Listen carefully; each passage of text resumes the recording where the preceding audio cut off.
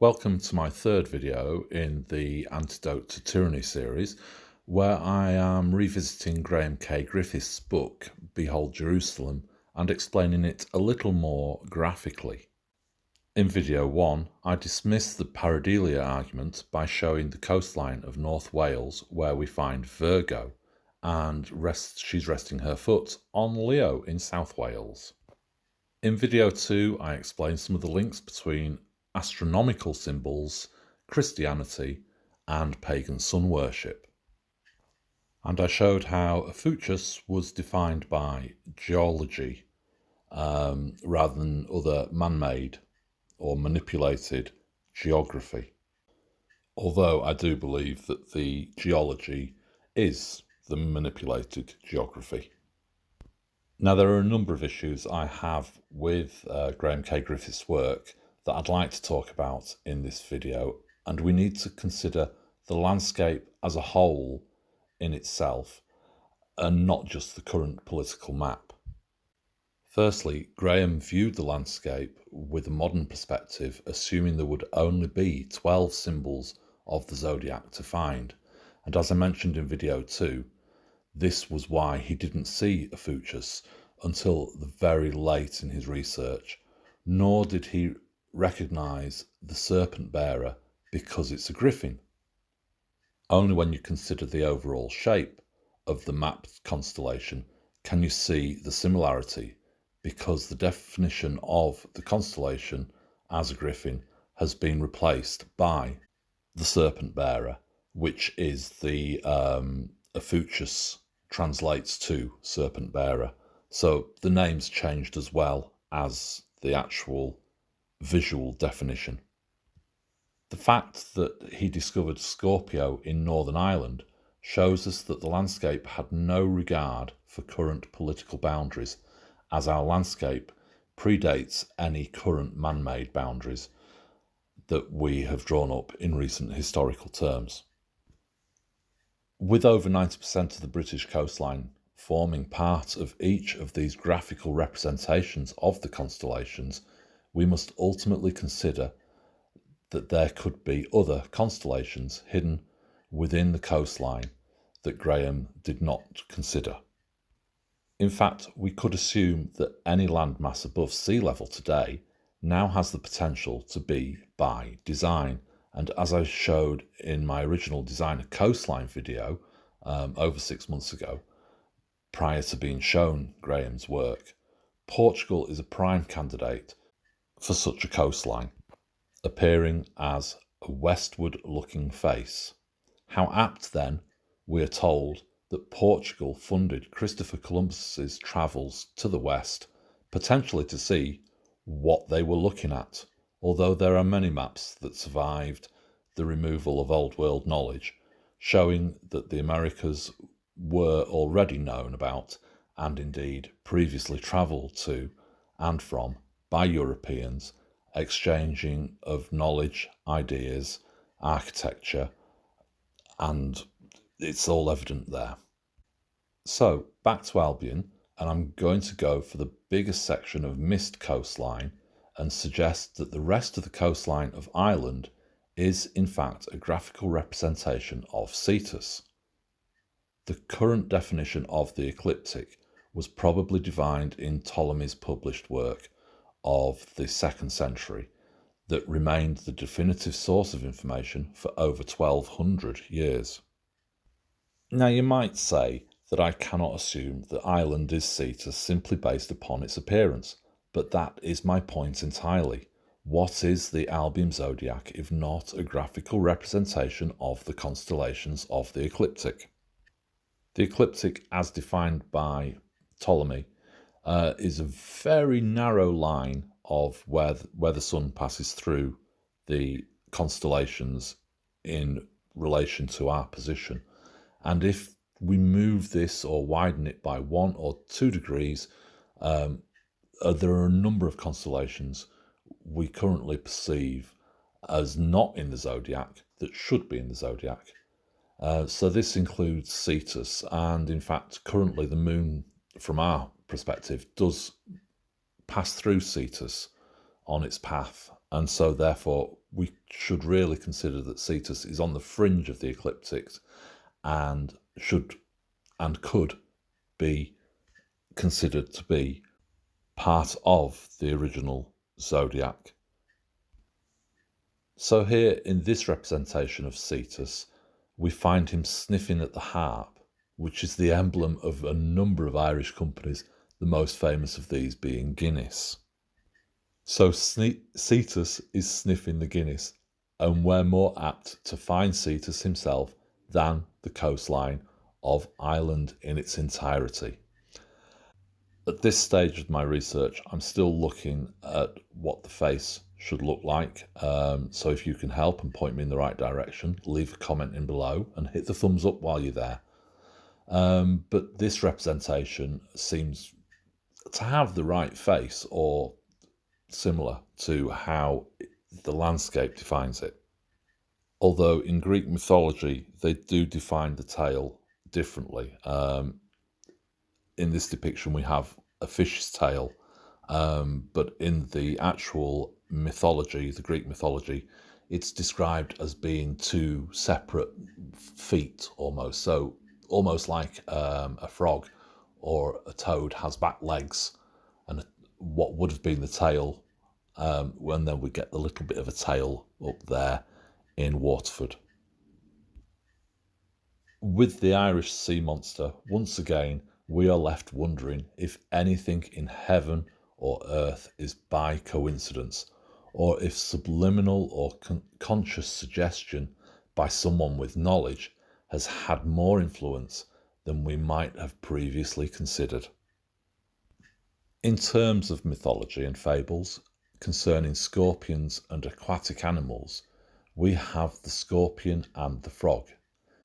In this fable, the scorpion wishes to cross the water, but not being a good swimmer, asks the frog to carry him over. The frog is concerned that the scorpion will sting him, to which the scorpion replies, "That would not be logical, as I would die too." So the frog agrees to carry him on his back across the water. Halfway over, the scorpion does indeed decide to sting the frog. As the frog dies, he asks the scorpion why he did this illogical act, as he will surely die too. The scorpion replies, "You knew my nature before we set out." This is then meant as a warning that nature is not always logical and can override logic, and a nasty person can always potentially turn nasty when you least expect it. The origin of this fable seems to be around about 100 years ago, but there is an older version that predates this fable by over 400 years, where the scorpion rides a tortoise, or more likely a turtle. There are two outcomes to this sting in the tail. The first is that the scorpion kills the turtle, and so, metaphorically, they are lost at sea, a bit like Ireland is to England. The second is the scorpion tries to sting the turtle, but the turtle's shell rebuffs the sting, and they are both able to walk away with only bruised feelings and egos. So I guess we could say, as an analogy, that the leopard can't change its spots, or maybe the tiger can't change its stripes, or as I like to say, maybe the tiger can't change its spots, or the leopard can't change its stripes. However, I know some of you will say that Cetus looks nothing like a frog or a turtle. And you're right. But here's an amazing coincidence, or not. In the Chinese zodiac, Cetus falls between two quadrants in the constellations. One quadrant is known as the white tiger, and so here the tiger has changed its stripes. The second quadrant that Cetus falls in is called the black turtle. So now we see, at least metaphorically, that we have a scorpion riding on a constellation in the turtle. Also, when I was looking at the Chinese zodiac, I found representations of the black turtle being surrounded or wrapped in or entwined with a serpent. Maybe not a scorpion, but maybe something to think about. So back to Greek mythology, it would imply that Cetus was a bit of a tough cookie, or maybe assumed to have a rather thick skin, a bit like the tortoise or the turtle shell, and that could repel the sting of the Scorpio. So in the Greek myth, Poseidon is said to have sent Cetus to take Andromeda, the daughter of Cassiopeia, but Perseus sets out to save her. But unable to defeat Cetus by traditional means, he takes the decapitated head of Medusa and turns Cetus to stone. And here again, we find Virgo, or is it Medusa, facing Cetus to fulfill her duty, whilst the Scorpion tries to hitch a ride, as he seems to have missed the boat, or is it an ark? Okay, I might have just jumped the gun a little bit for a few of you not familiar with the Glastonbury or Kingston upon Thames zodiacs. These landscape zodiacs are representations of the same format as the Albion Zodiac, as defined by Graham K. Griffiths. So what of the ark? Well, there are a couple of differences between our modern day 12 symbol zodiac, as defined by Claudius Ptolemy in the 2nd century. You might want to think of these as a variation on a theme. That is, that they represent the same constellations, but they have formed something more meaningful to their time and the people looking at them. The three main differences within the zodiac that people are used to, the 12 symbols, is Libra is represented as a dove, which is more befitting to the traits of Librans and makes more sense than a set of scales. Cancer is an ark rather than a crab, which is once again the same overall shape when you consider the whole of the constellation. And Aquarius is a phoenix rather than a water pourer. You might call him the water carrier, but he is always pouring it out, never carrying it. The only time he carries water is in the Bible. Yes, he makes a brief appearance in the Bible. He leads the disciples to the house where they are to hold the Last Supper. And in terms of procession of the zodiac, Aquarius will be the new age after Pisces. So the symbolism of Aquarius leading Pisces to his Last Supper is rather apt too. So after Pisces, we will have the dawning of the age of Aquarius, to quote Andrew Lloyd Webber. And no doubt our fisher of men will become something like the carrier of men, or the river of life, or the river of blood. Well, there's an interesting thing, rivers of blood. But this river will lead us into the new age, the new one world religion, which according to the Roman Catholics calendar should happen around about 2148 current era, although there are some arguments that say that this actual dating of the Roman calendar and the start of the Pisces era is not necessarily correct. So look out for that new age one world religion, where it will be shown that Muslims are in fact following the teachings of the Roman Catholic Church. And so they can bring us all together under one roof as one religion, one world order, etc. So with Cetus, our Albion Zodiac now has 14 symbols, which I've shown.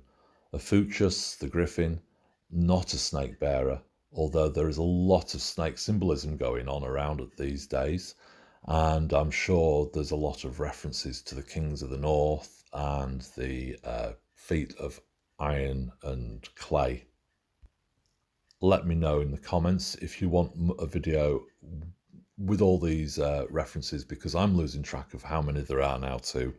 And maybe if you want to know why Muslims are actually following the Roman Catholic Church and not a different religion, it's all the same religion. As with Graham K. Griffiths' research, only looking for 12 symbols, it could be that there are other landscape zodiacs, including Glastonbury and Kingston upon Thames. There could well be hidden other constellations within there. So we could have Cetus and Ophiuchus in Glastonbury. We could have a griffin in Glastonbury or a kraken in Kingston. But the most complete landscape zodiac has to be that discovered by Hugh Evans, which you're more likely to call a map of the constellations rather than a zodiac. Hugh's work and research far outstrips my own, but I think he's been at it a little longer than myself. Hugh's YouTube channel is The Origin of the Zodiac, and I'll put a link in the description and on the end of this video too. Also a link to the Megaliths channel where he does his presentation at Glastonbury in 2022. The amazing thing with Hugh's star map is that it includes constellations far out of sight from its physical location, which I'm sure he'll forgive me for saying, but this descriptive reference will conjure up such a fantastic visual reference for you that you'll know exactly where it is. It's in Virgo's armpit, which has triggered a memory from my long-distance childhood, and I'm now going to have to reference this for you and myself. It's the reference of the griffin producing a lit candle, or should that be a star, from under its armpit to guide the way of a sailor, but I can't remember the full story now. But the similarity to Virgo's star map in her armpit that might also well have aided mariners in their time is uncanny. So I've looked up the Candle in the Griffin story. It comes from a series of children's books by Sheila K. McCullough in the 1970s. Well, that confirms I'm not making this stuff up. I certainly remember the Griffin book cover and possibly the story, the mirror, the candle and the flute book cover. Maybe that's the story I'm recalling, although I don't seem to remember much more than the griffin keeping this candle under his armpit and its ability to guide the holder. Maybe someone can remind me in the comments below. So, with Hugh's work, we must remember that the zodiac is not about predicting your future, but first and foremost, it was about navigation around the world. The symbols are to aid learning and recollection of the positions relative to each other. The symbols have changed many times, so just because you don't recognise these in relation to today's symbols doesn't mean that they are wrong or that you are wrong. Simply, they were both correct in their time, and the time is always moving in my current understanding of it. Although the depictions in the Albion Zodiac are out of sequence, the constellations are clearly the same, but for now the placement remains a mystery, other than the correlation to so many myths and fables. So back to the ark. Cancer, or the ark, is actually the only symbol that does not appear in the Albion Zodiac, but like the wind, its presence is always felt and observed. Catherine Maltwood's Glastonbury Zodiac shows us that Cancer is not the crab we know it as today, but in the time of these zodiacs it was an ark. Graham notes that Glastonbury's ark seems to have a figurehead. He also noted that Aries seems to have a rather straight bit of coastline on the North Yorkshire coast there, and use that as his starting point, and then use the giant head of Sagittarius as the figurehead, and I guess it would have just as much of a surprise to him that he found an invisible glass ark that held the land animals of the Zodiac, apart from the Scorpion. And once again, we find the intelligence of the nature of this design of the Albion Zodiac is phenomenal. Only Libra and now Cetus with Scorpio is outside of the ark. Everyone else is perfectly placed. Pisces, the fish, is swimming in the wake of the ark. Capricorn, the goatfish, or is it a sea unicorn or a seahorse, forms the wake of the white foam. Sagittarius, the giant, as many a giant myth, swims or strides ahead of the ark to guide it. The lamb is squeezed, almost shoehorned inside. The lion and its mistress, along with the bull and the baby, are all inside, and the griffin and the phoenix seem to swoop around the mast. So this zodiac itself tells a story and becomes entangled with so many myths and fables, many I'm sure long forgotten or altered to befit their audience and their understanding of the world around them. So let me show you the ark and show you how everyone is in their rightful place. The Lamb of God seems eternally larger than life. His head seems to rest upon the bow, his forelegs tucked tight against the bow too. His stern sits inside the ship's stern. Our large cat seems to have sniffed out the scent of some invisible rat hiding in the corner, while his mistress seems to be holding him back with an invisible twine. The bull, and we'll come back to his symbolism in future videos, is almost tucked under Virgo's unseen other arm. Maybe it's there, but we just haven't found it or defined it yet. Baby Gemini is curled up asleep on the fleece of the lamb, whilst, as I said, the winged griffin and phoenix fly overhead or pinned to the mast so that they're not lost at sea. Cetus seems to be trying to shake off that deadly stinging scorpion that may have been expelled from the ark and was trying to catch up, or maybe the scorpion is trying to stop Cetus from sinking the ark. Either way, there seems to be a bit of a struggle going on between them. But why are they in an ark? For this, I'm going to turn to Hugh Evans' thoughts and research, and along with Graham K. Griffiths' fears of the future.